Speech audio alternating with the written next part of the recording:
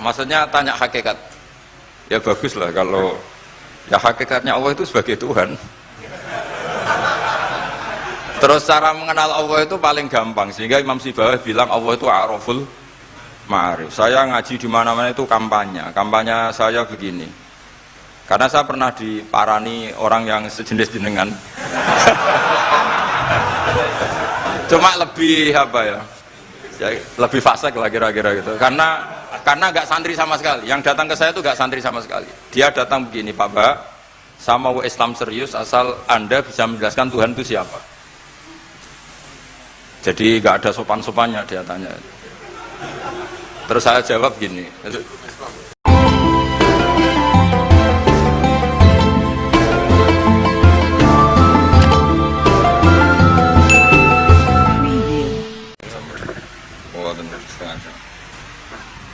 Kita terusakan ya. Bismillahirrahmanirrahim. Qala Muhammad bin Husain. I'lam rahimana wa huwa iyyaka anan nabiyya sallallahu alaihi wasallam qad a'lamaka iku merohno sapa mirsakno sapa nabi kang sira fi hadal hadis ing dalam ikhlas hadis anna Jibril saat temene malaikat Jibril alaihi salam innama sa'alan nabiyya sallallahu alaihi wasallam bi hadrati ashabi ana ing ngarepe sahabate para nabi. Innama arada mesti ngersakno sapa Jibril ayu alimahum ing yen to ngeruhna sapa Jibril ing para ashab amrodinihim ing urusan agamane para sahabat. Fayam bagi mongko saejo al muslimin apa ya alamu yang to ngerti sapa al muslimin hu ing amrodinihim. Terus pikirannya Syekh Al-Ajuri bahwa Jibril menanyakan Islam dengan niat mengertikan Islam kepada para sahabatnya Rasulullah SAW. Artinya Jibril itu buatan takok carane sugih ngoten. Saiki wong takok kiai iku salah alamat. Wong alim takoki carane sugih, carane dadi bupati, terus carane duwe akeh. Wong alime dhewe ra pati dhuwit ditakoki. Kadang kula ki suwani tiyang, Gus kula bojo kula kathah carane rukun piye. Wong kiyaine ora wani wae kok takoki carane rukun. Jadi intinya niku pertanyaan itu juga kita pelajari. Jibril niku tangklet urusan agama. Artinya yang perlu dingerteni itu urusan apa? Agama. Tapi kita punya masyarakat sing kadang tanya ini sesuatu yang sifatnya khadun nafsi. Terus kiai itu rapati seneng jabatan. Kadang ditakoki tiyang carane dadi bupati. Nak dadi bupati salami templek 2 juta, nak ora dadi darani donyane ngobos. Seloro kabeh dadi kiai. Lan kula seneng nak. Terkenal donga kula ra mandi. Kok nak mandi repot. Dadi dukun. Jadi niki repot. Kula gak ada cerita tentang Mbah Hamid Pasuruan. Diceritani bapak kula. Bapak Nurian lami ngaji kalian Ki Hamid.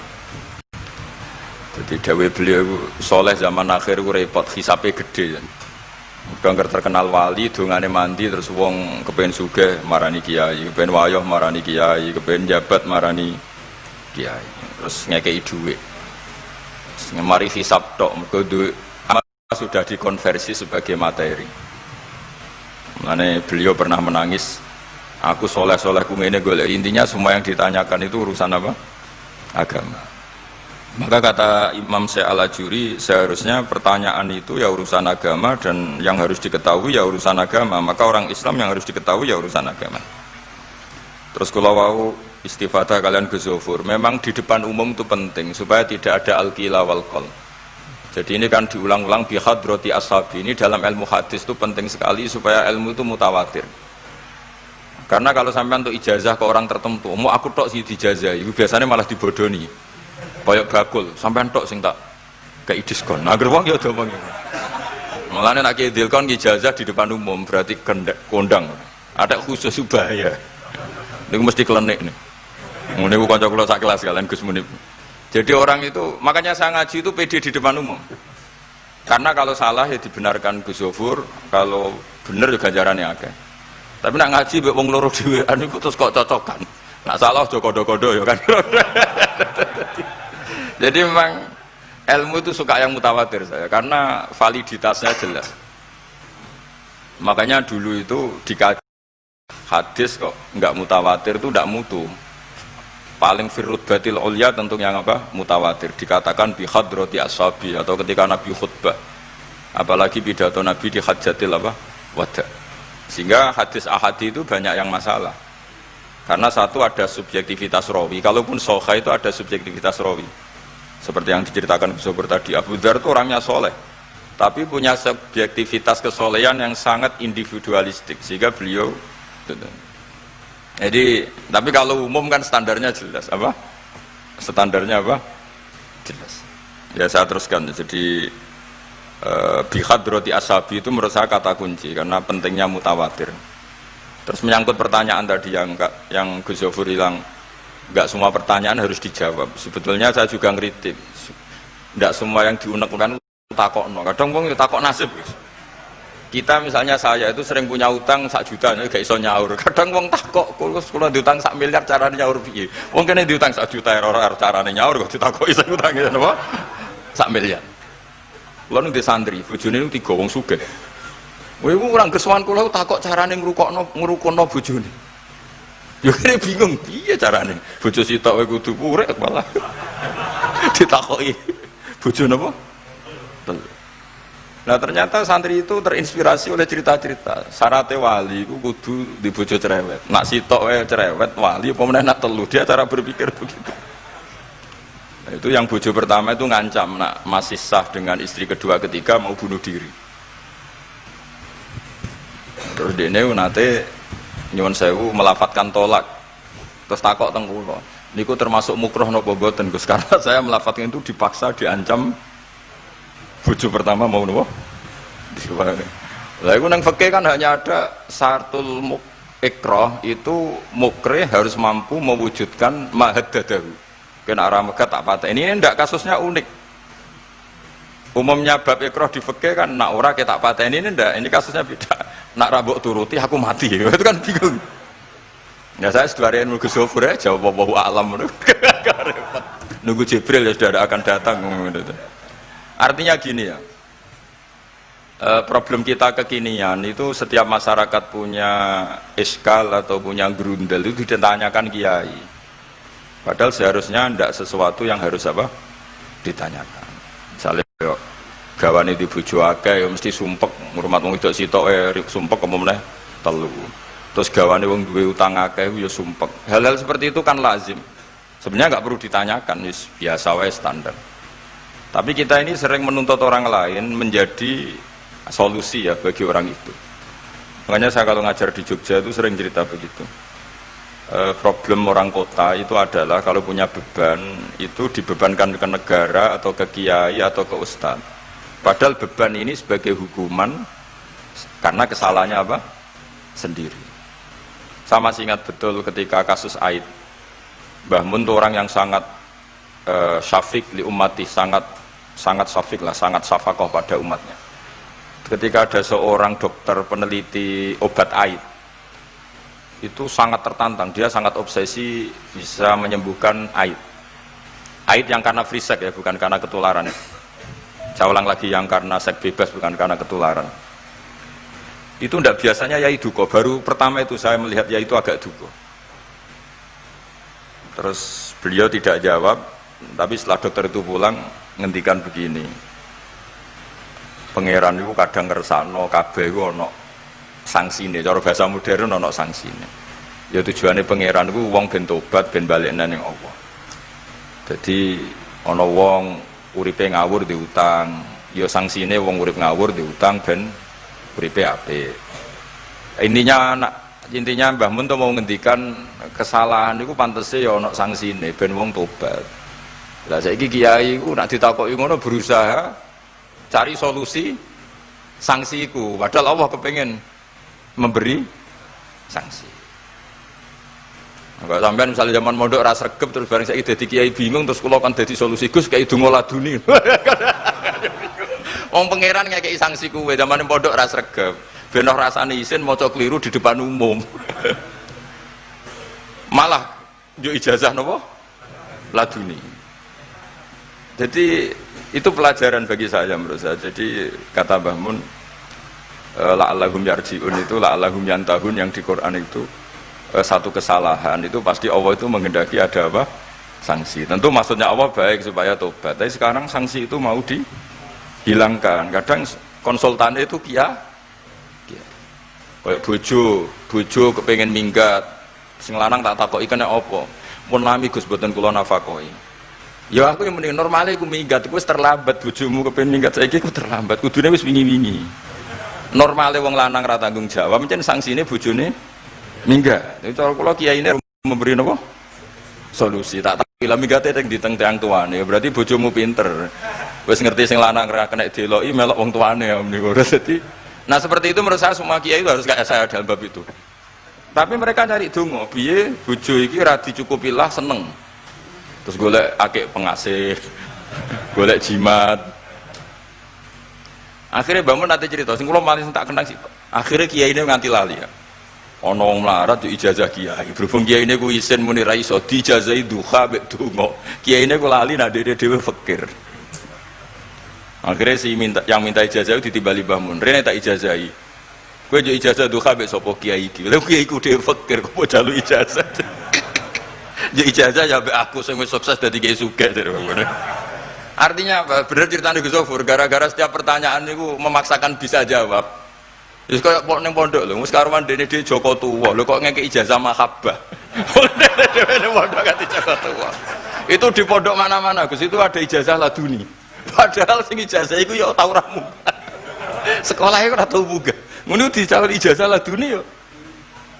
Coba di pondok-pondok beredar gak ijazah ketemu Nabi Khidir? Beredar. Padahal yang ijazah juga gak pernah.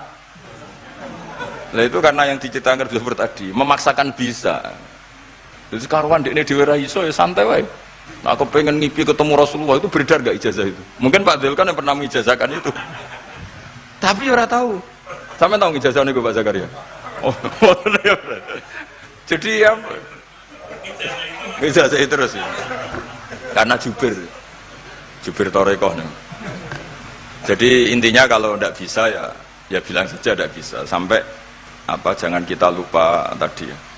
Sampai lupa daratan tadi karena problem negara kita termasuk itu. Semua intelektual, semua pakar kalau ditanya problem negara itu semuanya jawab. Akhirnya kan gaduh. Semuanya punya rumus, semuanya punya versi. Akhirnya gaduh. Misalnya pemerataan Indonesia rumusnya gimana? Yang satu bilang, wah ibu kotanya dipindah. Yang satu bilang harus ada sentralisasi di Jawa supaya ada kualitas A, ada kampus terbaik, ulama terbaik. Kalau diratakan nanti kemampuannya rata itu justru tidak bagus.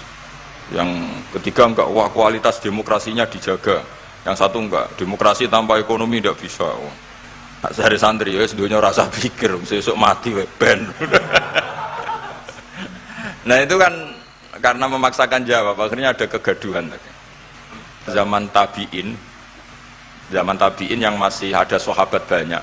Sebetulnya bukan zaman tabiin banget karena zaman itu masih banyak apa? Sahabat. Itu mereka cara berpikir sudah semua ahlun nar itu redaksi di Quran tuh khalidina fiha, sehingga zaman tabiin sudah banyak yang berpikir nggak ada kemungkinan orang sing yukhrajuna minan nar. Sehingga terus ada kafilah itu, ada delegasi, ayo kita ke Medina, semoga kita ketemu sebagian ashabu Rasulillah. Sehingga cerita akhirnya ketemu beberapa sahabat. Di situ diceritakan ada Jabir, ada beberapa lah yang sahabat sepuh bahkan. Nah terus si Jabir ini, sahabat Jabir ini cerita kalau itu memang ada bisa faati Rasulillah Sallallahu Alaihi Wasallam. Tapi satu kontingen ini yang tetap berpikiran tidak ada syafaat itu banyak. Alasannya semua cerita tentang ahlun nar adalah khalidina fiha. Ketika Jabir masih hidup itu ya sempat terjadi debat. Loh itu yang khalidina fiha itu amma ahlun nar alladzina hum ahluha. Memang dia berhabitat neraka, memang alamatnya neraka.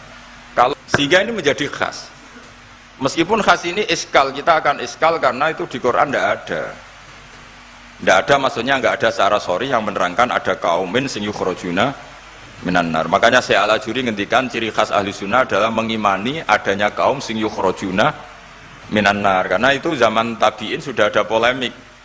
Tapi tentu kita yang mengimani itu. Tapi kalau ada yang tanya di semua Quran kalau masuk neraka itu khalidina fiha itu dijawab apa? Amma ahlun nar alladzina hum ahluha. Memang dia spesifik ahli neraka, memang dia berpenduduk neraka. Alamatnya neraka, KTP-nya neraka, kakane neraka. Kalau kita ini ndak, KTP kita surga, mbah-mbah kita ahli surga. Karena alamat kita sebenarnya kan surga. Nabi Adam itu kan surga alamat.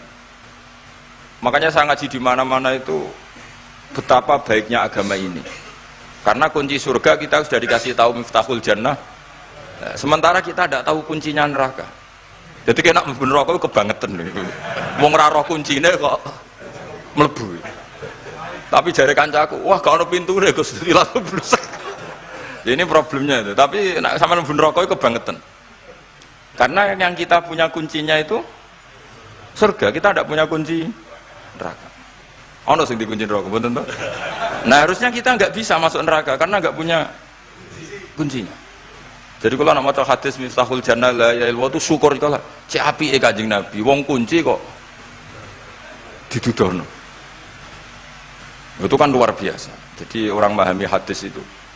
Saya ini tahadus bi nikmah, ini ada Gus Zofur, ini saya tasihkan. Wal asri demi masa, demi waktu. Saya ketika baca ayat yuridu wa bikumul yusra wala yuridu bikumul usra. Dengan ayat wal asri demi waktu. Itu memang luar biasa Islam itu. Coba ya. Kita baca kalimat tauhid itu kan hanya butuh waktu setengah menit, mungkin tidak ada la ilaha illallah Muhammadur Rasulullah. Waktu yang sesikat itu bisa menghapus kekafiran di masa lalu. Jadi misalnya orang kafir 70 tahun itu terhapus kekafirannya hanya dengan singkat melafadzkan la ilaha illallah Muhammadur Rasulullah. Dan waktu pas dia melafadzkan syahadat ini momen paling dikenang ketika nanti di akhirat. Wal asr, demi waktu. Jadi artinya apa? Momen terbaik kita adalah ketika melafadzkan itu. Dan kalimat itu mudah dan sah, asal belum yughorghir, belum keler-kelerek, sah. Dan tanpa syarat. Misalnya sholat tidak butuh suci, butuh nutupi aurat, butuh melakukan rukun dan syarat. Syahadat enggak. Lau talaffadhu kafirun biyadi syahadah, mesti apa? Sohat hadi syahadah.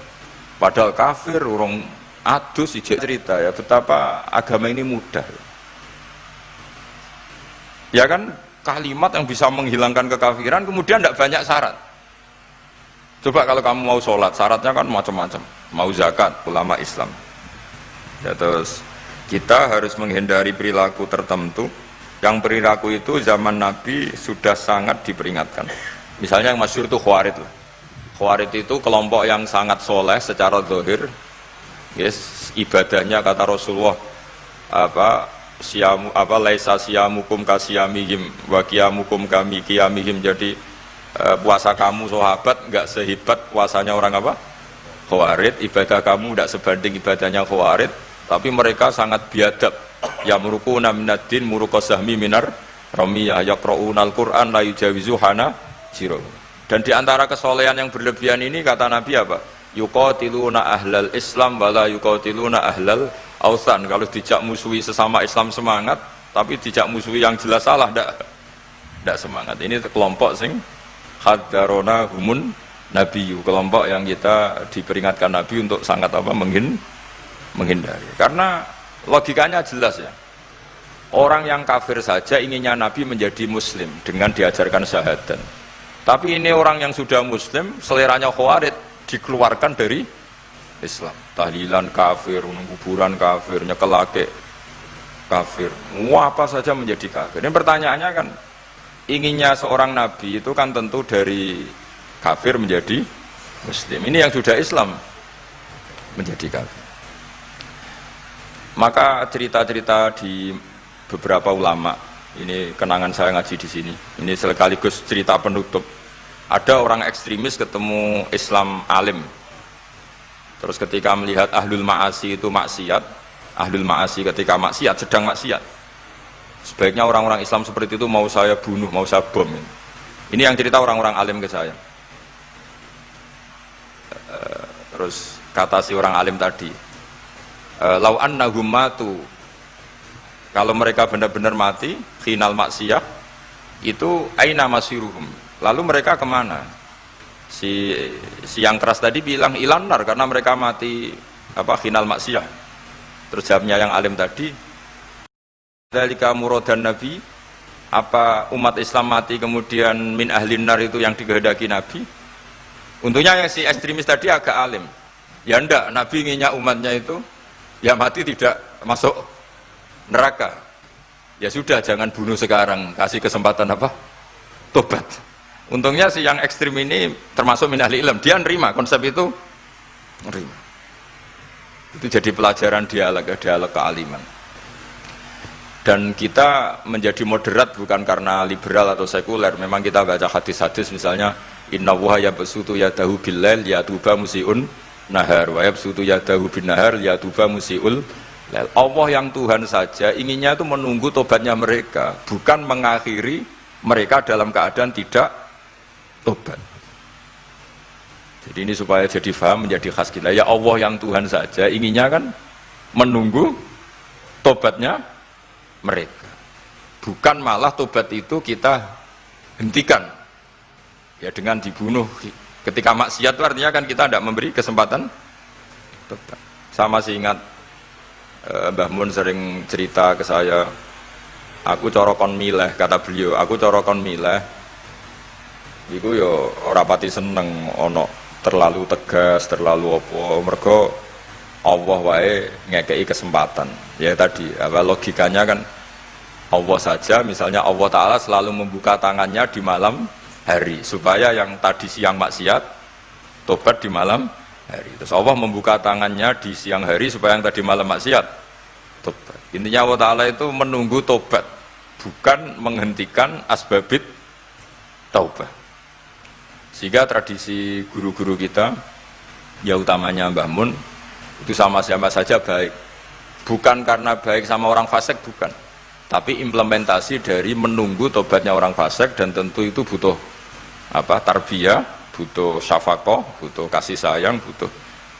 Saya masih ingat ketika beliau baca kitab di karangannya Imam Sa'roni itu, Tambihul Mukhtarin, itu diantara madzhab Imam Sa'roni itu Al-Hikmah Dolatul Mu'min, itu beliau juga menambahkan wal fasik Dolatul Mu'min.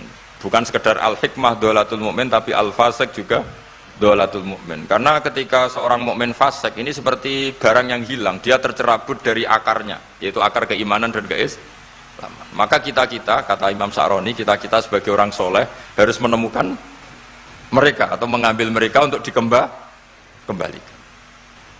Jadi ini komitmen kita sebagai murid Mbah Mun, sebagai murid Sayyidina Al-Abenya sudah ada amal. Itu saja inginnya Allah sama orang Islam, kaumun yukhrajuna minan nar, bukan malah diblesno gitu. Lah ya akhirat yang notabene sudah nggak ada amal. Itu saja kaumen yang mukmin, apalagi tahu mondok, apalagi grup hima, itu tapi ra usah moron rokok, kula pesene ra usah moron rokok. Itu inginnya itu yukhrajuna minan nar. Makanya kalau baca hadis itu harus ada dzauq. Selain ilmu itu harus ada dzauq. Betapa syafaqatu Rasulullah sallallahu alaihi wasallam. Inginnya semuanya itu yadkhulunal jannah. Kalaupun ada yang masuk neraka, yang orang Islam tuh, tetap obsesi Rasulullah, cita-cita beliau adalah yukhrajuna minan nar. Makanya masyhur itu, wala sawfa yu'tika rabbuka fatardah. Jawab Nabi bi la ardo wa wahidun min ummati finnar. Saya tidak akan ridho ya Allah, tidak akan puas wa wahidun min ummati finnar. Satu dari umatku min ummatil ijabah minan nar. Makanya saya setuju dengan Syekh Al-Ajuri, kita sebagai ahli sunnah di antara khasnya apa? Iman adanya kaum sing yukhrajuna minan nar. Pun iki ngoten. Sampai waduh kok dibaca Arabnya saja. Nah, ini nurut bagus. Mimman khadzarona tadi siapa? An-Nabi. Anaman saat temene wong abada kang nyembah sapa man Allah azza wa jalla fa ya'lamu mongko ngerti sapa man annahu azza wa jalla mutaliun kundat sing ningali ala amalihi ing atase ngamale wong ya alamu pirsa sapa taala sirruhu ing rahasiane wong wa alaniyatahu lan alaniya wong sing ngamal sing jelas wa ya'lamu lan pirsa sapa taala mak ing perkara tufi kang nyamarno sira min amalika saking amal sira wa malan perkara tubihi kang ngetokno sira ing amal wa malan perkara turidu kang ngarepno sira bi ilmika kan sira kowe ngarepno bi ilmika misale Allahu turidu am ghairah. Dadi maksudnya Allah ana ta kowe ngamal iku ngersakno Allah turidu am ghairahu. Dadi maksudnya Allah tahu amal kamu atau ilmu kamu. Apakah amal kamu ilmu kamu untuk Allah? Allah turidu am ghairahu. Apakah kowe melakukan amal itu karena Allah apa enggak? Ya'lamu pirsa sapa ta'ala asirra wa akhfa. Ya'lamu pirsa sapa ta'ala khainatal ayuni ing mripat sing khianat. Wa malan perkara tufi kang nyimpen apa suduru apa dodo. Ya lamun pirsa sapa wa ta'ala ing perkara antum kang te sira kabeh ku alihi ngatasé ma. Fahdharu mongko wedi sira kabeh ing Allah. Mesti wedi Allah dengan makna mendekat ke Allah. Faman mongko te sapane wong roa iku jaga sapa man hadhihi ing ikilah halah. Nah, bojo pertama itu ngancam nek ora dipegat bunuh diri. Akhirnya dia nang ngarepe talak pada bila. Di belakang ada mic di belakang. Itu kepegat tau. Neng aku yang muni ngene. Aku yang muni ngene. Namun ya seminggu. Untungnya takoki kula nembe seminggu, tak akali. Ya sing muni bro, misalnya itu kepegat di jadi lidah. Sakale aku nak misalnya tanggalin tak aku kan nyukur. Untungnya tanggalnya oh. Tetapi kan jawaban ngono kan koyo gak abadi. Selalu ono pertanyaan seperti itu.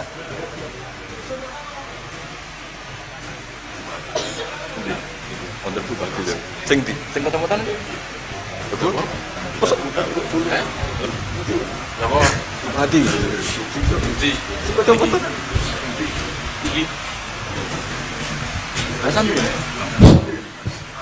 Bismillahirrahmanirrahim. Assalamualaikum warahmatullahi wabarakatuh. Bagi para hakim ya HKI itu kompilasi hukum Islam ya, sementara yang dipakai ya KHI itu yang dipakai oleh pedoman untuk memutuskan yang diajukan ke napa jenenge di mahkamah-mahkamah yang berurusan dengan terutama pernikahan. Apakah karena kan khilafnya fikih kan akeh. Khilaf napa jenenge fikih niku kathah. Nah, kula nggih mboten ngertos niku KHI niku. Yang saya tahu ya pokoknya KHI itu nggih niku napa jenenge sudah pilihan-pilihan di antara ulama dijadikan pedoman bagi para hakim. Karena itulah ya kadang-kadang nyun sewu hakim-hakim itu yang dipelajari ya KHI. Ora patio ngerti fikih yang bulat yang banyak, asal bisa KHI ya insya Allah bisa jadi hakim, bisa jadi penghulu. Oh ya pedomannya ya KHI, tapi tentu KHI itu tidak bisa menjawab dengan nomor jenis KHI. Saya kira ya, kalau masalah-masalah itu tadi yang saya pahami, karena tadi kurang begitu mendengar pertanyaan-pertanyaan itu. Jadi tetap bagaimanapun butuh jawaban, butuh pengetahuan tentang fikih sunnahnya, fikih Al-Quran juga butuh. Kemudian aqwalu al-ulama itu juga dibutuhkan. Dan tentu untuk kasus-kasus di Indonesia, terutama untuk memutuskan banyak hal kasus di Indonesia, sangat membutuhkan KHI, karena itu yang secara resmi kayaknya dipakai di Indonesia, kompilasi hukum Islam. Ya. Walaupun tentu tidak semua ulama Indonesia menyetujui KHI ya, karena ya KHI itu sudah pilihan-pilihan dari berbagai madhab, dan di Indonesia masih butuh madhabnya itu bisa macam-macam ya, kadang-kadang nek ora dikai Syafi'i ora gelem dan lain sebagainya, itu ya problem dalam kasus per kasus. Saya kira itu. Oke, terima kasih ya. Terima kasih. Barangkali masih ada penanya yang kedua, kami persilakan. Terakhir. Ya betul bagus. Assalamualaikum warahmatullahi wabarakatuh. Badhe tanglet kalih Gus Baha. Terose kan jenderale ilmu niku tauhid. Pertanyaan kula, hakikate Gusti Allah niku sinten? Hakikate Adam niku sinten? Hakikate Muhammad niku sinten? Terima kasih. Wassalamualaikum warahmatullahi wabarakatuh. Wah, kok keren. Santri Giren, Gus. Iya, bagus lah.